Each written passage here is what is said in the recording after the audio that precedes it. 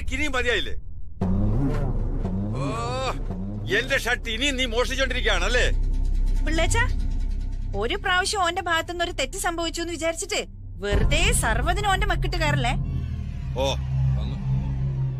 ഇവൻ എന്റെ തല തൊട്ട് സത്യം ചെയ്തതാ, ഇനി മേൽ നിങ്ങളെ ഷർട്ട് ഓന്റെ കൈകൊണ്ട് തൊടൂലാന്ന്.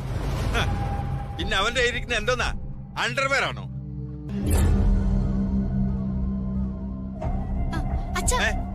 അച്ഛന്റെ ഷർട്ട് ഇത് അകത്തുണ്ടായിരുന്നു.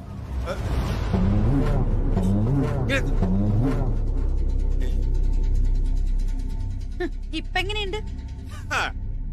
ഒരു തവണ കള്ളനായവനെ പിന്നെ എന്നും കള്ളൻ തന്നെ. ഇന്നലെ വരെ ഇവൻ എന്റെ ഷർട്ട് മോഷ്ടിച്ചിട്ടോണ്ട് നടന്നു. എന്നിട്ട് ഇപ്പോഴോ അവനെ പാർത്താണം പിള്ളയുടെ സ്റ്റൈൽ അങ്ങ് മോഷ്ടിച്ചിരിക്കുക.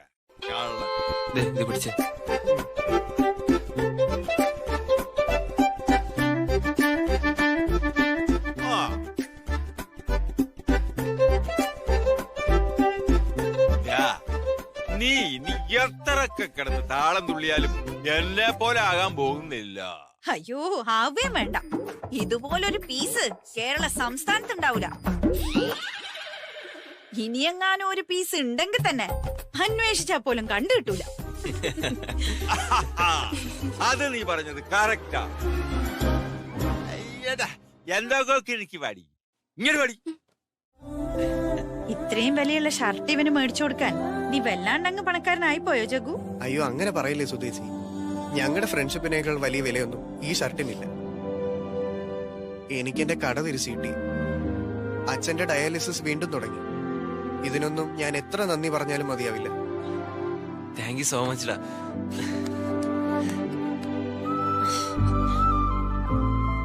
ഇതാ ചേച്ചി ലഡു. എന്തിനാടാ ഇതെല്ലാം? എന്റെ ഒരു സന്തോഷത്തിനാ. എല്ലാവർക്കും ഇത്തിരി മധുരം ഇരിക്കട്ടെ. ഇതാ ഇതാ. പ്രിയപ്പെട്ടവരെ, ജഗ്ഗുവിന്റെ ഇസ്തിരിപ്പെട്ടി വീണ്ടും ചൂടായി തുടങ്ങിയിരിക്കുന്നു. എത്രയും വേഗം നിങ്ങളുടെ അലക്കിയ വസ്ത്രങ്ങളെല്ലാം ജഗ്ഗുവിനെ ഏൽപ്പിക്കണം. വസ്ത്രങ്ങളിലെയും മനസ്സുകളിലെയും ചുളിവുകളെല്ലാം ഒരുപോലെ മാറട്ടെ. പക്ഷെ നോട്ട് ചെയ്യാം, ഞങ്ങൾക്ക് വേറെ ബ്രാഞ്ചുകളില്ല. ഇനി വളരെ കുറച്ച് ദിവസങ്ങൾ മാത്രമേ സുധാമണിയുടെ മുന്നിലുള്ളൂ. അത് കഴിഞ്ഞാൽ അവരെങ്ങോട്ട് പോകും? അതിനുള്ളൊരു വീട് കിട്ടുമോ? അതോർത്തിട്ട് 2 ദിവസം എന്റെ ഉറക്കം കെടുക. കല്യാണം കഴിഞ്ഞ അവരെവിടെ താമസിക്കും? ഓരോ ദിവസം കഴിയും തോറും ഓരോ പുതിയ ഇഷ്യൂ. അതും മുമ്പുണ്ടായിട്ടുള്ളതിനേക്കാൾ സ്ട്രോങ് ആൻഡ് ബിഗ്. സുധാമണിയുടെ സ്കൂളിന്റെ ഇഷ്യൂസ് ഒരു വശത്ത്. അതൊന്ന് ഒതുങ്ങുന്നതിന് മുൻപേ വീട് കാലിയാക്കാൻ വക്കീൽ നോട്ടീസ്. അവരെ എങ്ങനെ നമുക്ക് ഹോംലെസ് ആക്കി വിടാൻ പറ്റുമോ യാമിനി?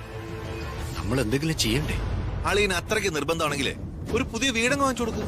അതൊന്നും ഇപ്പോഴത്തെ കണ്ടീഷനില് പ്രാക്ടിക്കലി പോസിബിൾ ആയിട്ടുള്ള കാര്യങ്ങളല്ല. ഓ, അപ്പോ അങ്ങനെ ഒരു ചിന്ത ഉണ്ടായിരുന്നു. കൊള്ളാം. അങ്ങനെ നിങ്ങൾ ചിന്തിച്ച സ്ഥിതിക്ക് ഞാൻ പ്രാക്ടിക്കലി പോസിബിൾ ആയിട്ടൊരു കാര്യം പറയാം. ഈ വീടുണ്ടല്ലോ, അവർക്കതങ്ങ് ഒഴിഞ്ഞു കൊടുത്തിട്ട് നിങ്ങൾ വാടകയ്ക്ക് ഒരു ഫ്ലാറ്റ് എടുത്ത് താമസിക്കും. എന്തേ? ഇത് തമാശ പറയാനുള്ള നേരമല്ല സന്ദീപ്. ഞാൻ വളരെ സീരിയസ് ആയിട്ട് പറഞ്ഞതാ. നിനക്ക് തമാശയായിട്ട് തോന്നിയോ? എനിക്കറിയാൻ മേലാഞ്ഞിട്ട് ചോദിക്കുക. സർവ്വതും നഷ്ടപ്പെട്ട് നടുത്തെരുവിൽ നിൽക്കാൻ പോകുന്ന ഒരു കുടുംബത്തിലേക്ക് ഇത്രയും കാലം പോറ്റി വളർത്തിയ ഒറ്റ മകളെ ഒരു ഉളുപ്പുമില്ലാതെ പറഞ്ഞുവിടാൻ നിങ്ങൾക്കൊക്കെ എന്താ ഭ്രാന്താണോ? വീണ് കിട്ടിയ ഈ ഗോൾഡൻ ചാൻസ് യൂട്ടിലൈസ് ചെയ്ത് ഈ ബന്ധത്തിൽ നിന്ന് എങ്ങനെ പിന്മാറാന്ന് ആലോചിക്കേണ്ടതിന് പകരം അവറ്റകൾക്ക് വീടുണ്ടായി കൊടുക്കുന്നതിനെ കുറിച്ചാ ചർച്ച. സുധാമണിയും കുടുംബവും നമുക്ക് വെറും പരിചയക്കാരല്ല ഇപ്പോ. Rather they are an integrated part of A family. അവർക്ക് പറ്റുന്നൊരു വീഴ്ച വെറുതെ കണ്ടു നിൽക്കാനാവോ നമുക്ക്? അളിയൻ ഈ രാമായണം മുഴുവൻ കേട്ടിട്ട് integrated part of the family പോലും. ആ ചെറുക്കനുമായിട്ടുള്ള അലയൻസ് ഇല്ലാതായ പിന്നെ ആ ഫാമിലിയുമായിട്ട് നമുക്ക് എന്താ ബന്ധം? ഇത്രയൊക്കെ കാര്യങ്ങൾ മൂവ് ചെയ്ത സ്ഥിതിക്ക് ഇനി എങ്ങനെയാ അവരോട് നമുക്ക് താല്പര്യമില്ലാന്ന് പറയുന്നത്? വേണ്ട, ഇപ്പൊ പറയണ്ട. കല്യാണമൊക്കെ കഴിഞ്ഞ് അവൾ കൺസീവ് ആയതിനു ശേഷം പറഞ്ഞാ മതി.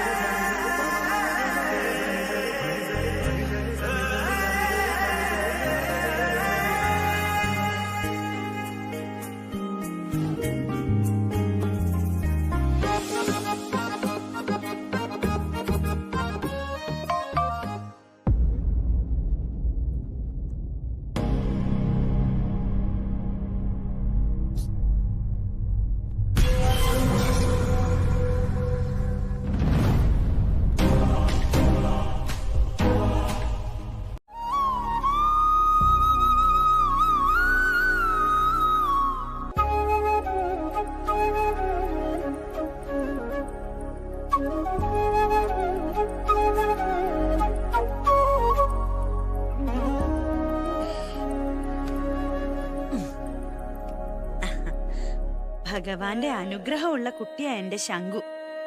എത്ര ഭംഗിയായിട്ടാ മോനി ഓടക്കുഴൽ വായിക്കുന്നേ. എന്ത് രസാ ഇത് കേൾക്കാൻ.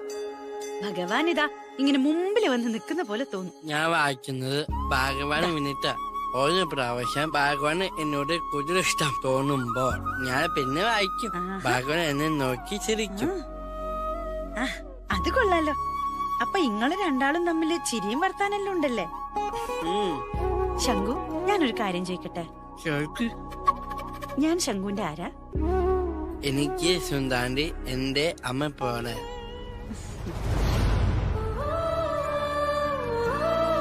മോനെ ശങ്കു, ഞാൻ എന്റെ അമ്മയെ കണ്ടിട്ടില്ല. ശങ്കു,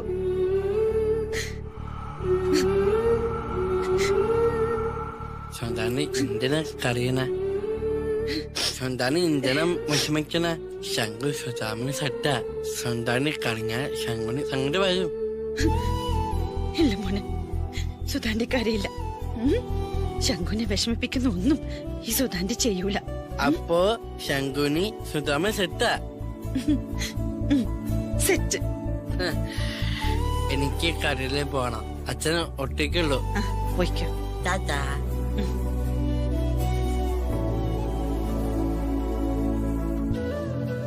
ഈ കോളനി വിട്ട് പോണ്ടി വന്ന എന്റെ ഏറ്റവും വലിയ നഷ്ടങ്ങളിലൊന്ന് എന്റെ ശങ്കു ആയിരിക്കും.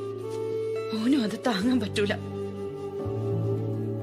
എങ്ങനെയെങ്കിലും ഇവിടെ പിടിച്ചു വെക്കണം. അതെന്റെ മാത്രം ആവശ്യമല്ല, എന്നെ സ്നേഹിക്കുന്നവരോടുള്ള എന്റെ കടപ്പാടാണ്. ഭഗവാനെ. എന്ത് വിശേഷം? പ്രത്യേകിച്ചൊരു വിശേഷമില്ലല്ലോ. കുറച്ചു ദിവസമായിട്ട് നീ മൂഡ് ഓഫ് ആണല്ലോ. എന്താ കാര്യം? എന്താണെങ്കിലും എന്നോട് പറ. ആന്റിയുമായിട്ടുള്ള പ്രശ്നമാണോ? സൂരജിന്റെ കാര്യം ഇവനോട് പറഞ്ഞാലോ? വേണ്ട, ഇവനോട് പറഞ്ഞ അതപ്പ തന്നെ അമ്മയുടെ ചെവിയിലെത്തും. നമ്മൾ നല്ല ഫ്രണ്ട്സ് അല്ലേ മീനാക്ഷി? തനിക്കൊരു പ്രശ്നം ഉണ്ടാവുമ്പോ അത് താൻ എന്നോട് പറഞ്ഞാൽ എന്നെ കൊണ്ട് പറ്റുന്ന രീതിയിൽ അത് ഞാൻ സോൾവ് ചെയ്യാൻ ശ്രമിക്കില്ലേ? താനിപ്പോ പഴയ ആളെയല്ല. തനിക്കെന്താ പറ്റിയത്? തന്റെ കാര്യം ഓർത്ത് എനിക്ക് വല്ലാത്ത വിഷമമുണ്ട്. നീ കരുതുന്ന പോലെ എനിക്കൊരു കുഴപ്പമില്ല. മീനാക്ഷി, നീ എന്നും എന്റെ ഒരു നല്ല സുഹൃത്താണ്. നിനക്ക് ദോഷം വരുന്ന രീതിയിൽ ഒരു കാര്യവും ഞാൻ ഇതുവരെ ചെയ്തിട്ടില്ല, ഇനി ചെയ്യേയില്ല. അതെങ്ങനെ പ്രൂവ് ചെയ്യണമെന്ന് എനിക്കറിയില്ല. നീ കരുതുന്ന പോലെ ആന്റിയോട് എനിക്ക് വലിയ അടുപ്പമോ സോഫ്റ്റ് കോർണറോ ഒന്നുമില്ല. അതുകൊണ്ട് നീ എന്തുണ്ടെങ്കിലും എന്നോട് പറ. നിന്നെ എനിക്കിപ്പോ അത്ര വിശ്വാസമില്ല. നിന്നെ ഇനി എങ്ങനെ പറഞ്ഞ് മനസ്സിലാക്കണമെന്ന് എനിക്കറിയില്ല. സാരമില്ല, ഇനി നീ എന്നോട് പറഞ്ഞില്ലെങ്കിൽ വേണ്ട, നിന്റെ എൽഡർ ബ്രദറിനോട്, ഐ മീൻ ബാലിച്ചേട്ടനോടെങ്കിലും എന്തെങ്കിലും വിഷമമുണ്ടെങ്കിൽ തുറന്നു പറയണം. ഇതെന്റെ റിക്വസ്റ്റ് ആണ്. നീ എന്നോട് പറയുന്ന കാര്യങ്ങളൊന്നും ഞാൻ ആന്റിയോട് ഷെയർ ചെയ്യില്ല കേട്ടോ.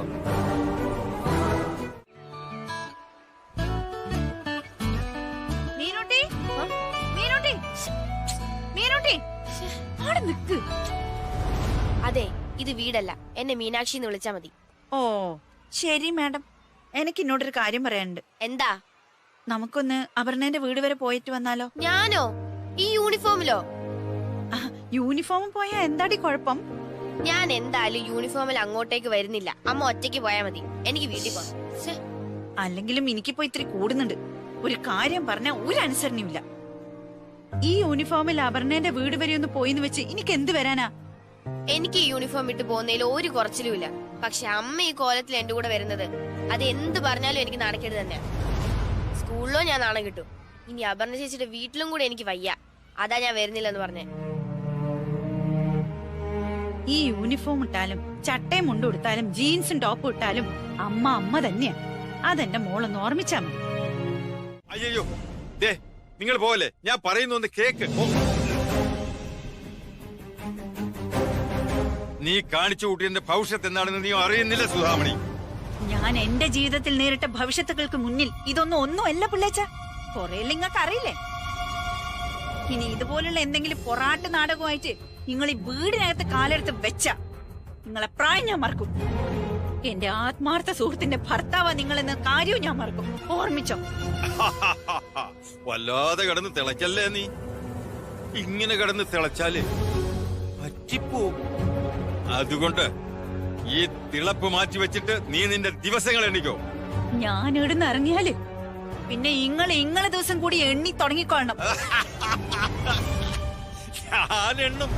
എണ്ണിയും കണക്ക് കൂട്ടിയും ഒക്കെ തന്നെയാണ് ഞാൻ ഇവിടെ വരെ എത്തിയത്.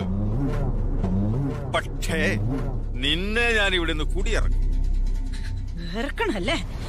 നിങ്ങൾക്ക് എന്നെ ഇവിടുന്ന് ഇറക്കണല്ലേ? നിങ്ങൾക്ക് എന്നെ ഇവിടുന്ന് കുടിയിറക്കണല്ലേ? എന്നെയും പിള്ളേരെ ഇവിടുന്ന് ഇറക്കി വിടണല്ലേ? ഇവിടെ തന്നെ അനങ്ങരുത്. സുധാമണി, നീ എന്ത് കാണിക്കാൻ പോവാ?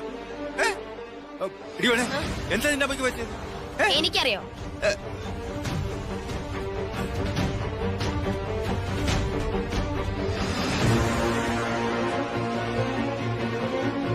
പിള്ളച്ച, അമ്മ എന്താ നിന്റെ ഉദ്ദേശം? എന്തെങ്കിലും ഉണ്ട് പറഞ്ഞു തീർത്താ പോരെ, അല്ലാതെ ആയുധം വെച്ചുള്ള കളിയൊന്നും വേണ്ട. നിങ്ങളെ ഈ ചെവിയിലിരിക്കുന്ന കൂന്ത്രാണ്ടം. എന്നോടും പറയാൻ പറ്റാത്ത പ്രശ്നമുണ്ടോ നിനക്ക്? അയ്യോ, അങ്ങനെയൊന്നുമില്ല വലിയേട്ടാ. അതെ, നമ്മളെ ഒരാള് നിരന്തരം ശല്യം ചെയ്താ അതിന് നമ്മൾ എന്ത് ചെയ്യണം? ആരാ നിന്നെ ശല്യം ചെയ്യുന്നത്? മാർത്താണ്ഡ പിള്ള. മാർത്താണ്ഡ പിള്ളയോ? അല്ല, അയാൾ എന്നെയല്ല, പൊതുവെ നമ്മുടെ കുടുംബത്തിലുള്ള എല്ലാവരെയും. അയാൾ നമ്മുടെ കുടുംബത്തെ ശല്യം ചെയ്യാണല്ലോ.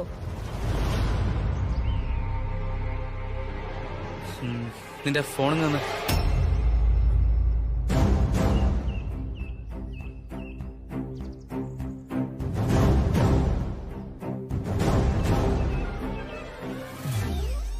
പേടിക്കണ്ട, നിന്റെ പേഴ്സണൽ കാര്യങ്ങളൊന്നും ഞാൻ ചെക്ക് ചെയ്യില്ല. എനിക്കെന്ത് പേഴ്സണൽ കാര്യേട്ടാ? ഏട്ടൻ ധൈര്യമായിട്ട് നോക്കിക്കോ. നീ ഫോൺ താ. ഫോണല്ലേ ഞാൻ ഈ നീട്ടി പിടിച്ചേക്കുന്നേ. നീ ഫോണിന് താ മീനാക്ഷി. എന്താ വലിയേട്ടൻ നീ പറയുന്നേ? ഞാൻ ഈ പിടിച്ചേക്കുന്ന ഫോൺ തന്നെയല്ലേ? നമ്മളോട് ഒരാൾ ചെയ്യുന്ന ശല്യവും ഇതുപോലെ തന്നെ. നമുക്ക് വേണമെങ്കിൽ എടുക്കാം, ഇല്ലെങ്കിൽ തള്ളിക്കളയാം. ഒരാൾ നമ്മളെ ശല്യം ചെയ്യാനായിട്ട് വരുന്നുണ്ടെങ്കിൽ അതിന്റെ പാതി ഉത്തരവാദി നമ്മൾ കൂടിയാണ്. ശല്യം ചെയ്യുന്നവനും ചെയ്യപ്പെടുന്നവനും ആ പ്രവൃത്തിയിൽ സത്യത്തിൽ ഒരു 50% ഉത്തരവാദിത്വമുണ്ട്. നമ്മൾ പേടിക്കുന്നിടത്തോളം അയാൾക്ക് ശക്തി കൂടും. തിരിച്ച് പ്രതികരിക്കുന്നിടത്താണ് നമ്മുടെ ശക്തി വർദ്ധിക്കുന്നത്. ഇത്തരം കാര്യങ്ങളിൽ നമ്മൾ മാതൃകയാക്കേണ്ടത് നമ്മുടെ അമ്മയെ തന്നെയാണ്. മാർത്താണ്ഡം പിള്ളയുടെ മുന്നിൽ അമ്മ എപ്പോഴെങ്കിലും പേടിച്ചു നിൽക്കുന്നത് നീ കണ്ടിട്ടുണ്ടോ? അതമ്മ ചെയ്യാതിരിക്കുന്നത് അമ്മയ്ക്ക് പേടിയില്ലാത്തതുകൊണ്ടോ ആശങ്കകളില്ലാത്തതുകൊണ്ടോ ഒന്നുമല്ല. എപ്പോഴെങ്കിലും ഒന്ന് താണു കൊടുത്താ അയാൾ തലേ കയറിയിരിക്കും എന്നറിയാവുന്നത് കൊണ്ട് മാത്രം. അമ്മയുടെ പ്രതികരണങ്ങളെല്ലാം അയാളെ പേടിപ്പിക്കാൻ വേണ്ടി മാത്രമുള്ളതല്ല, അമ്മയ്ക്ക് ധൈര്യം കിട്ടാനും കൂടി വേണ്ടിയുള്ളതാ. അതുകൊണ്ട് നീ വിഷമിക്കണ്ട. മാർത്താണ്ഡൻ എത്രയൊക്കെ കിടന്ന് ഒച്ച വെച്ചാലും അലറിയാലും അമ്മയൊന്ന് അനക്കാൻ പോലും അയാൾക്ക് കഴിയില്ല. വലിയേട്ടാ, നമ്മുടെ അമ്മ ഭയങ്കര സ്ട്രോങ്ങാ, ഫിയർലെസ്സാ. എന്ത് പ്രശ്നം വന്നാലും മല പോലെ നിൽക്കുന്ന ഒരാളാ. സുധാമണി സൂപ്പറാ. സുധാമണി, എന്റെ മകൾ ചെന്ന് കയറാൻ പോകുന്ന ഒരു കുടുംബത്തിൽ ഒരു പ്രശ്നം വന്നാൽ അത് എന്നെയും കൂടി ബാധിക്കും. അതിന് പരിഹാരം കാണാൻ ശ്രമിക്കേണ്ടത് എന്റെയും കൂടി കടമയാണ്. അതുകൊണ്ടാണ് ഞാൻ ഇവിടെ വന്ന് സുധാമണിയോട് ഇത്രയും പറഞ്ഞത്. എനിക്കിപ്പോ സുധാമണി ശരിക്കും മനസ്സിലായി. എന്ത് സഹായത്തിന് ഞങ്ങളുണ്ടാവും. എന്നാ പിന്നെ ഞാൻ ഇറങ്ങട്ടെ. ഞാനൊരു നന്ദിയില്ലാത്തോളാണെന്നും അഹങ്കാരിയാണെന്നും വിചാരിക്കല്ലേ മേനോൻ സാറൻ. ഞാൻ ഇങ്ങനൊരു വാശിക്കാരിയായിപ്പോയി. ഏത് കടലിൽ വീണുപോയാലും അവസാനത്തെ കച്ചിത്തുമ്പ് വരെ പിടിച്ചു കയറാൻ നോക്കും. ഏത് സമയത്താ ദൈവം നമുക്കൊരു വെളിച്ചം കാണിച്ചു തരുന്നതെന്ന് പറയാൻ പറ്റില്ലല്ലോ. ആ ഒരു പ്രതീക്ഷ സാറ് എന്നെ മുന്നോട്ട് നയിക്കുന്നത്. എന്തായാലും സാർ ഇവിടെ വന്ന് എന്നോട് ഇത്രയും പറഞ്ഞല്ലോ. ഇനി ഞാൻ സാറിനോട് മരണം വരെ കടപ്പെട്ടിരിക്കും. ശരി, എന്നാ ഞാൻ ഇറങ്ങാം. എല്ലാം സുധാമണിയുടെ ഇഷ്ടം പോലെ നടക്കട്ടെ. ശരി. ശരി സാർ.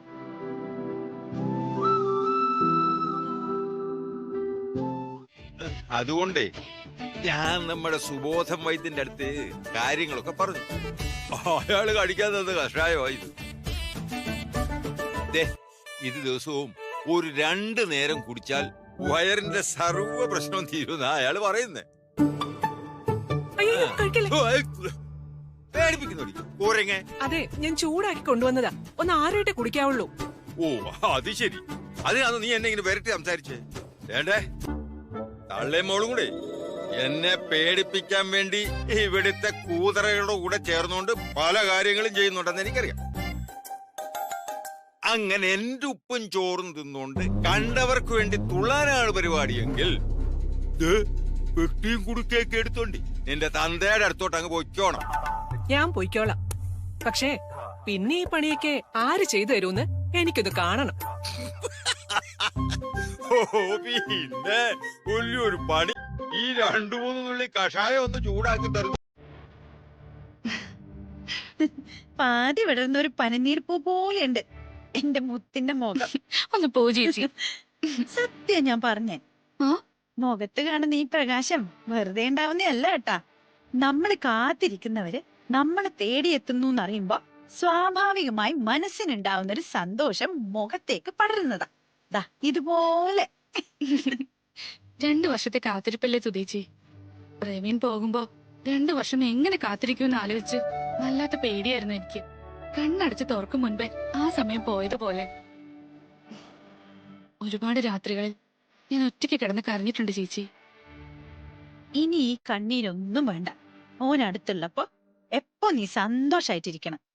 പക്ഷെ ഒരു കാര്യമുണ്ട്, എപ്പോ മനസ്സിന് സങ്കടം വന്നാലും അപ്പൊ ചേച്ചി എന്റെ മനസ്സിലേക്ക് ഓടി വരും. You are my inspiration.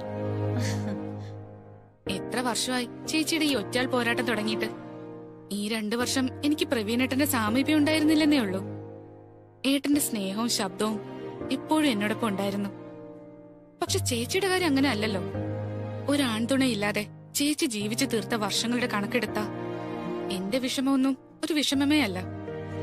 എവിടുന്ന് കിട്ടുന്നു ചേച്ചി ഈ ധൈര്യം? നമ്മളെ ധൈര്യശാലികളാക്കുന്നത് നമ്മളെ ജീവിത സാഹചര്യങ്ങളല്ലേ മോളെ.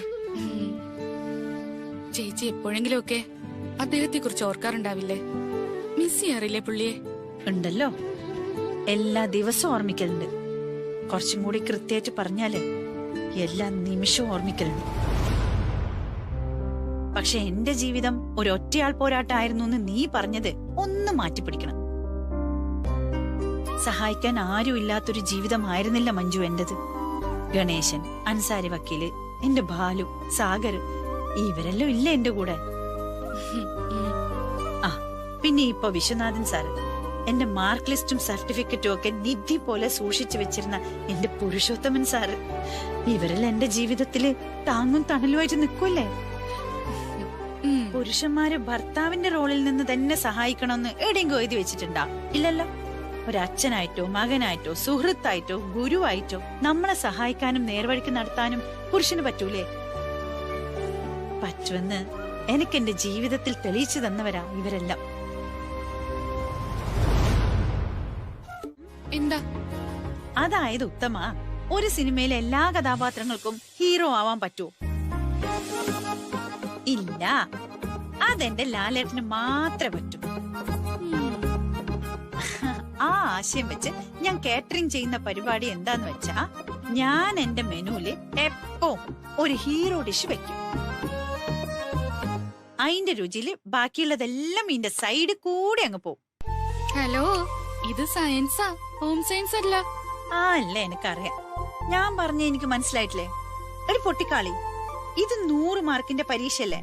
പഠിക്കാൻ 3 ചാപ്റ്റർ ഉണ്ട്. ഒരു ചാപ്റ്ററിന് 33 മാർക്കിന്റെ ചോദ്യങ്ങളാ വരിക. ആ ഒരു ചാപ്റ്റർ ആണ് പരീക്ഷയിൽ നമ്മളെ ഹീറോ.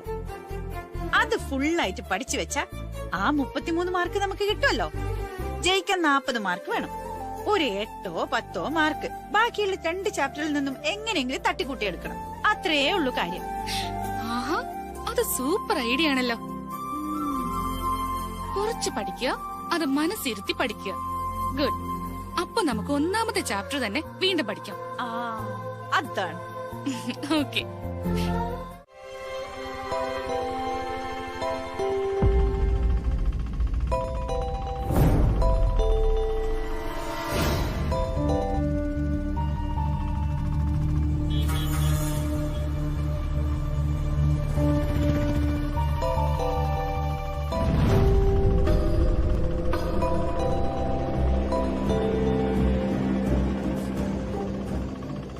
മോളുടെ ഫോണിൽ ഒരുപാട് കോൾ വരുന്നുണ്ടല്ലോ. അത് ട്യൂഷൻ സെന്ററിൽ നിന്നാ.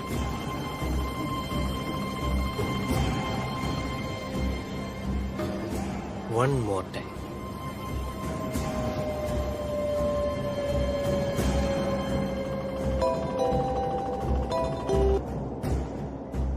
Come on, Meenakshi. Pick up phone. Come on, Meenu. Pick up phone. Pick up. Hi, Meenakshi. നീ പാർട്ടിക്ക് വീട്ടിലേക്ക് വരുന്നുണ്ടല്ലോ അല്ലേ? How dare you? ഞാനൊരു കോപ്രായത്തിനും ഇല്ല. നീ എന്താ എന്നെ പറ്റി വിചാരിച്ചിരിക്കുന്നേ? ഇനി എന്റെ പുറകെ നടന്ന് ഫോൺ ചെയ്തു എന്നെ ശല്യപ്പെടുത്തിയ ഞാൻ ഉറപ്പായിട്ടും പ്രിൻസിപ്പളിനോട് കംപ്ലൈന്റ് ചെയ്യും. ഇത് വെറും ഒരു ഭീഷണിയായിട്ട് കാണണ്ട. ഞാൻ ചെയ്യൂന്ന് പറഞ്ഞാൽ ചെയ്യും. എന്ത് കംപ്ലൈന്റാ പ്രിൻസിക്ക് കൊടുക്കാൻ പോണേ? ഞാൻ നിന്നെ ബർത്ത്ഡേ പാർട്ടിക്ക് ഇൻവൈറ്റ് ചെയ്തെന്നു, എന്നിട്ട് അതിന് വരാൻ വേണ്ടി ഫോഴ്സ് ചെയ്തെന്നു. അങ്ങനെ ഒരു സെല്ലി കംപ്ലൈന്റ് നീ കൊണ്ട് കൊടുത്ത പ്രിൻസ് എന്നെ സ്കൂളിൽ നിന്ന് ടീസി തന്നെ പറഞ്ഞു വിടുമെന്നാണോ നിന്റെ വിചാരം? കഷ്ടം. നിനക്ക് അല്പം കൂടി ബുദ്ധി ഉണ്ടാവുന്ന ഞാൻ കരുതി. എന്റെ ഒത്തിരി ഫ്രണ്ട്സ് പാർട്ടിക്ക് വരുന്നുണ്ട്, നീയും വരണം. ഞാൻ നിന്റെ ഫ്രണ്ട് അല്ല. അതെന്റെ എല്ലാ കൂട്ടുകാർക്കും അറിയാം. ആരാണ് ആദ്യം ഫ്രണ്ട്ഷിപ്പിന്റെ പേരും പറഞ്ഞ് ഇങ്ങോട്ട് വന്നതെന്നും എന്റെ മൊബൈൽ നമ്പർ വാങ്ങിയതെന്നും എന്നെ വിളിച്ചതെന്നും ഒക്കെ. അതുകൊണ്ട് അത് കള. ഞാൻ എന്റെ ഫ്രണ്ട്സിനോടൊക്കെ ബെറ്റ് വെച്ചേക്കുവാ, നീ വന്നേ തീരൂ.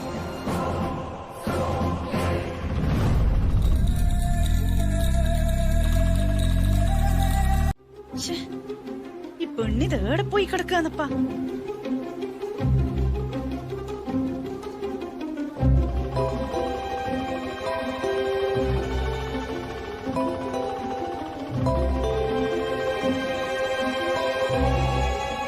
ഫോണ് റിങ് ചെയ്യുന്നുണ്ടല്ലോ. ഇവിടെ ഇതെന്താ ഫോൺ എടുക്കാത്തെ? ഈ പെണ്ണിതെന്താ കാണിക്കുന്ന മനുഷ്യനെ തീ തീറ്റിക്കാനായിട്ട്?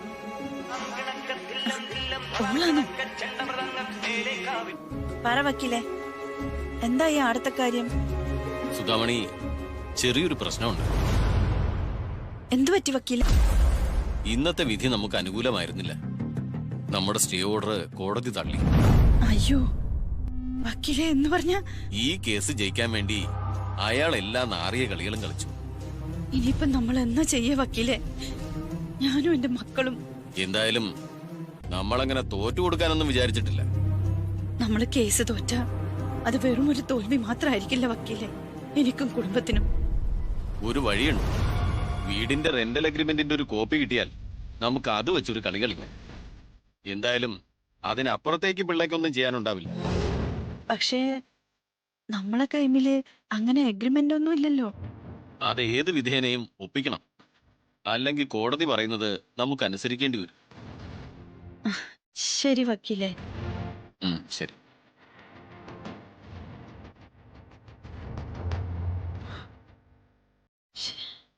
ഈ മീനു ഇത് എവിടെ പോയി കിടക്കുന്ന ഈശ്വര? എന്റെ മുത്തപ്പ, എന്റെ കുട്ടിക്കൊന്നും വരുത്തല്ലേ. ഇവക്ക് കാര്യം പറഞ്ഞാൽ എന്താ?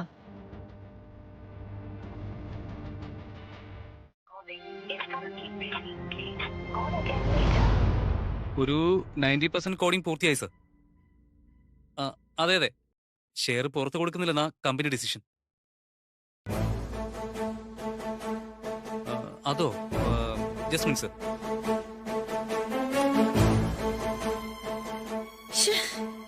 എന്റെ മുത്തപ്പ, എന്തൊരു പരീക്ഷണായത്. ഫോണും കിട്ടുന്നില്ലല്ലോ. ഇവളിത് എവിടെ പോയിനേ? നേരെ ഇത്രയായിട്ടും വീട്ടിലെത്തണം എന്നുള്ളൊരു ബോധം ഉണ്ടോ ഇവക്ക്? ഇനി ഞാൻ പഠിക്കാൻ പോന്നോണ്ട് വല്ല ബുദ്ധിമോശം ചെയ്തുവാ. Total 4 crores sir. 24 സർ.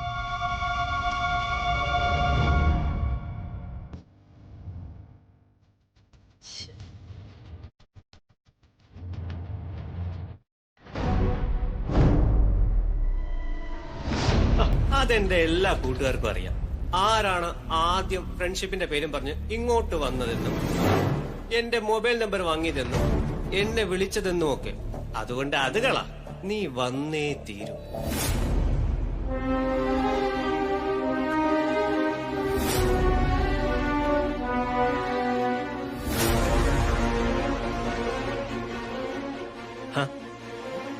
ദാ നോക്ക്, ഞാൻ ബെറ്റ് ജയിച്ചു.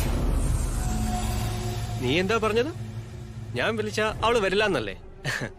ഇപ്പൊ എങ്ങനെയുണ്ട് അവൾ എന്റെ ബർത്ത്ഡേ പാർട്ടിയിൽ? നീ ബെറ്റ് ജയിച്ചു, അതൊക്കെ ഓക്കെ. പക്ഷെ ഇവളെന്തിനാ യൂണിഫോം ഇട്ടോണ്ട് ഇങ്ങോട്ട് കയറി വന്നത്? ഒന്നുമില്ലെങ്കിൽ അവൾക്ക് പാർട്ടിക്കിടാൻ ഡ്രസ് ഉണ്ടാവില്ല, അല്ലെങ്കിൽ പാർട്ടിക്ക് എന്ത് ഡ്രസ് ഇടണമെന്ന ബോധം ഉണ്ടാവില്ല. മീനാക്ഷി, ഞാൻ വിളിച്ചാൽ നിനക്ക് വരാതിരിക്കാൻ കഴിയില്ലെന്ന് എനിക്കറിയായിരുന്നു. ഇപ്പൊ മനസ്സിലായില്ലേ സൂരജ് ആരാണെന്ന്? മനസ്സിലൊന്ന് വിചാരിച്ചാൽ അത് നടത്തിയെടുക്കാനും സൂരജിനറിയാം. ഇത് പിടിച്ചങ്ങോട്ട്. നിന്നോടുള്ള ഇഷ്ടം കൊണ്ടല്ല നീ വിളിച്ചപ്പോ ഞാൻ ഇങ്ങോട്ട് വന്നത്. പാർട്ടിക്ക് വന്നില്ലെങ്കിൽ പിന്നെയും ശല്യപ്പെടുത്തുമെന്ന് പറഞ്ഞുകൊണ്ട് മാത്രാ. നിന്റെ ശല്യം ഒഴിവാക്കാൻ വേണ്ടി, അല്ലാതെ നീ കരുതിയത് പോലെയൊന്നും അല്ല. ഇനി ഇത് തുടരാനാണ് ഭാവമെങ്കിൽ ഞാൻ വിശ്വനാഥൻ സാറിനോട് കംപ്ലൈന്റ് ചെയ്യും. നിന്റെ ഈ കംപ്ലൈന്റ് ഭീഷണി ഞാൻ നേരത്തെ കേട്ടതല്ലേ? പാർട്ടിക്ക് നിന്നെ നിർബന്ധിച്ച് വരുത്തിന്ന് നീ പോയി കംപ്ലൈന്റ് കൊടുക്ക്. ബാക്കി ഞാൻ നോക്കിക്കോളാം. നമ്മൾ പേടിക്കുന്നിടത്തോളം അയാൾക്ക് ശക്തി കൂടും. തിരിച്ച് പ്രതികരിക്കുന്നിടത്താണ് നമ്മുടെ ശക്തി വർദ്ധിക്കുന്നത്. ഇത്തരം കാര്യങ്ങളിൽ നമ്മൾ മാതൃകയാക്കേണ്ടത് നമ്മുടെ അമ്മയെ തന്നെയാണ്.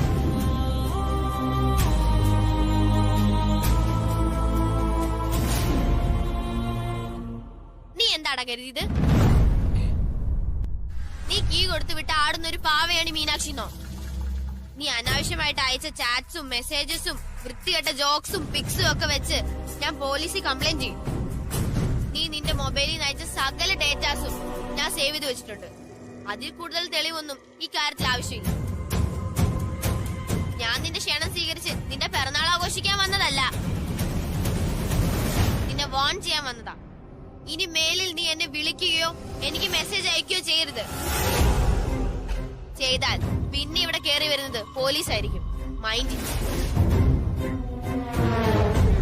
പിന്നെ നീ വിചാരിച്ചതുപോലെ എനിക്ക് നിന്നോട് പ്രേമോ ഫ്രണ്ട്ഷിപ്പോ ഒന്നുമില്ല. എനിക്കെന്നല്ല ഒരു പെൺകുട്ടി നിന്നെ ഇഷ്ടപ്പെടാൻ പോകുന്നില്ല. ഇനി മേലിൽ എന്നെ നിന്നെ ഞങ്ങൾ അന്വേഷിച്ചു വരാൻ തുടങ്ങുമായിരുന്നു. എന്തിനാ മീനാക്ഷി ഇത്രയ്ക്ക് ലേറ്റ് ആവുന്നത്? സ്കൂള് കഴിഞ്ഞാൽ നിനക്ക് നേരെ വീട്ടിൽ വന്നൂടെ? പാവ അമ്മ എത്രമാത്രം വിഷമിച്ചെന്നറിയോ? അതെങ്ങനെയാ? വീട്ടിലിരിക്കുന്നവന്റെ മനസ്സിലെ വെപ്രാളം ഓക്കറിയേണ്ട ആവശ്യമില്ലല്ലോ. നിങ്ങളെല്ലാവരും എന്തിനാ ഇങ്ങനെ വെപ്രാളപ്പെടുന്നതെന്നാ എനിക്ക് മനസ്സിലാവാത്തെ. റോഡിലൊക്കെ നല്ല ട്രാഫിക് ആയിരുന്നു, അതാ ഞാൻ ലേറ്റ് ആയത്. വെറുതെ കള്ളത്തരം പറയല്ലേ. ഇതിന് മാത്രം വലിയ ട്രാഫിക്കോ? അല്ല, നിന്റെ ഫോൺ എടുത്തു. ഇനി ഞാൻ എത്ര പ്രാവശ്യം വിളിച്ചു, നീ എന്തിനാ ഫോൺ സ്വിച്ച് ഓഫ് ആക്കി വെച്ചിന്? അയ്യോ എന്റെ പൊന്നമ്മേ, ഞാൻ ഫോൺ സ്വിച്ച് ഓഫ് ചെയ്തതല്ല, പിന്നെ ചാർജ് തീർന്ന് ഓഫായി പോയതാ. ഇത്രയ്ക്ക് ലേറ്റ് ആകുമായിരുന്നെങ്കിൽ ഫോൺ ഓഫ് ആകുന്നതിന് മുമ്പ് നിനക്കൊന്ന് വീട്ടിലേക്ക് വിളിക്കായിരുന്നില്ലേ? ഞങ്ങൾ ഇത്ര ടെൻഷൻ അടിക്കുമായിരുന്നു. അത് പിന്നെ ഫോൺ ഓഫായി പോന്ന് ഞാൻ കരുതിയോ? ഇനി ഇതുപോലെ ലേറ്റ് ആയി വിളിക്കാം പോരെ? സത്യം പറ, എന്താ എന്റെ ചുറ്റിക്കളി? ട്രാഫിക് ബ്ലോക്ക് എന്നല്ല നീ കള്ളത്തരം പറയുന്നതെന്ന് എനിക്കറിയാം. സത്യം പറഞ്ഞില്ലെങ്കിൽ കൊന്നു കുഴിച്ചു മുടിഞ്ഞ. നീ ഒരു പെൺകുട്ടിയാ, അത് ഓർമ്മ വേണം. എന്നാ ഇനി ഞാൻ സത്യം പറയാം.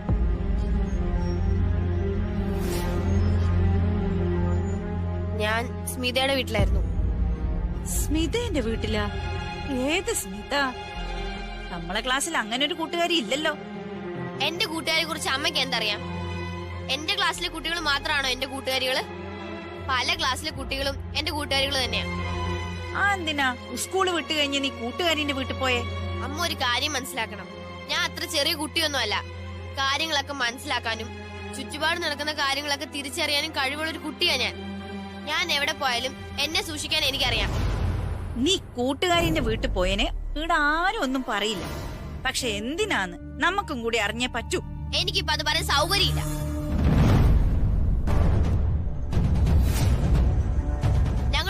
വീട്ടുകാർക്ക് പറയാൻ ഒരുപാട് കാര്യങ്ങൾ കാണും. അതൊക്കെ ഇപ്പൊ നിങ്ങളോട് പറയാൻ പറ്റുമോ? ഞാനൊരു കാര്യം പറഞ്ഞേക്കാം, വെറുതെ എന്റെ പിന്നാലെ നടന്ന് എന്നെ നിയന്ത്രിക്കാൻ വരരുത്. എനിക്കത് ഇഷ്ടമല്ല. അമ്മേ, ഇപ്പൊ അമ്മ അവളുടെ പിന്നാലെ പോകണ്ട. അവളോട് ഞാൻ ചോദിക്കാം.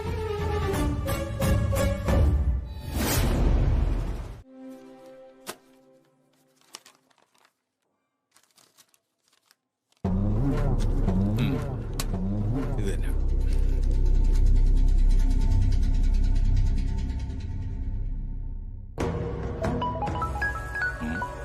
മാർത്താണ്ഡം പിള്ളയാണല്ലോ. ഹലോ. ആ വക്കീലേ, സാധനം ഇവിടെ ഉണ്ട് കേട്ടോ.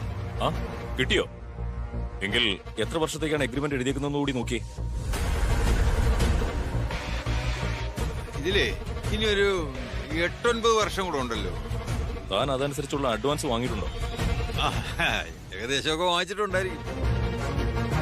മേടിക്കാനുള്ള സാധ്യത തള്ളിക്കളഞ്ഞുകൂടാ. ഇയാൾ എന്തോന്നായി പറയുന്നേ? അത് വാങ്ങിച്ചിട്ടുണ്ട്. ആ അങ്ങനെ വരട്ടെ. എങ്കിൽ അവരിനി ഒരു 8-9 കൊല്ലം കൂടി അവിടെ തന്നെ കാണും. ഇതറിയാനാണെങ്കിൽ ഇയാളെ വിളിക്കേണ്ട ആവശ്യമുണ്ടായിരുന്നു എനിക്ക്. അവറ്റകളെ ഇറക്കി വിടാൻ എന്തെങ്കിലും വകുപ്പുണ്ടെങ്കിൽ അത് പറ. ചൂടാവാതെ പിള്ളേച്ചാ, നമുക്ക് നോക്കാം. ഈ എഗ്രിമെന്റിന്റെ കോപ്പി വല്ലതും അവരുടെ കയ്യിലുണ്ടോ? കോപ്പിയൊന്നുമില്ല. ആകെ ഉള്ളതേ ഈ ഒറിജിനൽ മാത്രമാ. അതാണ് എന്റെ ഈ ഭദ്രവും. എങ്കിൽ താനൊരു കാര്യം ചെയ്യും, അതിന്റെ ഒരു കോപ്പി ഇങ്ങ് കൊടുത്തോളൂ.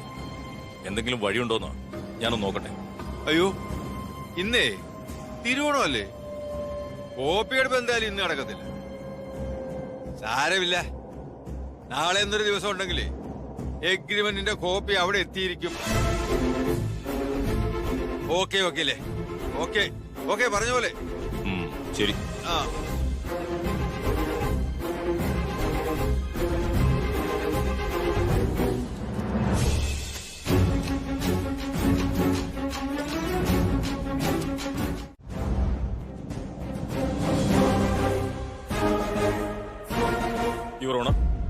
ഇതുവരെ ഈ സ്ത്രീ പറഞ്ഞതെല്ലാം പച്ചക്കള്ളമാണ്. കോളനിയിലെ വീടുമായി ബന്ധപ്പെട്ട് എന്റെ കക്ഷിയായ ശ്രീ മാർത്താണ്ഡൻ പിള്ളയുമായി ഇവർക്ക് ഒരു തരത്തിലുള്ള എഗ്രിമെന്റും ഇല്ല എന്ന് പ്രഥമ ദൃഷ്ട്യാ തെളിഞ്ഞിരിക്കുകയാണ്. ഇവർ ഈ പറയുന്ന 17 വർഷത്തെ കഥ സത്യമായിരിക്കാം. 17 വർഷങ്ങൾക്ക് മുമ്പ് ഇവരുടെ ഭർത്താവ് ഇവരെയും കുട്ടികളെയും ഉപേക്ഷിച്ച് ഓടിപ്പോയ കാലത്തെ എന്റെ കക്ഷിയായ മാർത്താണ്ഡൻ പിള്ളയോട് ഈ കുടുംബം കടപ്പെട്ടിരിക്കുകയാണ്. ആ സമയത്ത് ഈ നിൽക്കുന്ന സുധാമണിക്ക് 2 മക്കളുണ്ടായിരുന്നു. 3ാമത്തെ കുട്ടിയെ ഇവർ ഗർഭം ധരിച്ചിരിക്കുകയായിരുന്നു. ആ അവസ്ഥയിൽ അശരണയും ഗർഭിണിയുമായ സുധാമണിയെയും കുട്ടികളെയും തെരുവിലേക്ക് ഇറക്കിവിടാതെ മാർത്താണ്ഡൻ പിള്ള പഴയ കടമൊക്കെ മറന്ന് ഇവരോട് കാണിച്ച മനുഷ്യത്വപരമായ സമീപനമാണ് ഇപ്പോൾ എന്റെ കക്ഷിയെ ഈ അവസ്ഥയിൽ കൊണ്ടെത്തിച്ചിരിക്കുന്നത്. ഇവർ മാർത്താണ്ഡൻ പിള്ളയ്ക്ക് വാടക നൽകാറില്ലെന്ന് മാത്രമല്ല, ഗാർഹിക ആവശ്യത്തിനായി കൊടുത്ത കെട്ടിടത്തിൽ ഒരു കാറ്ററിംഗ് യൂണിറ്റ് നടത്തുകയാണിപ്പോ.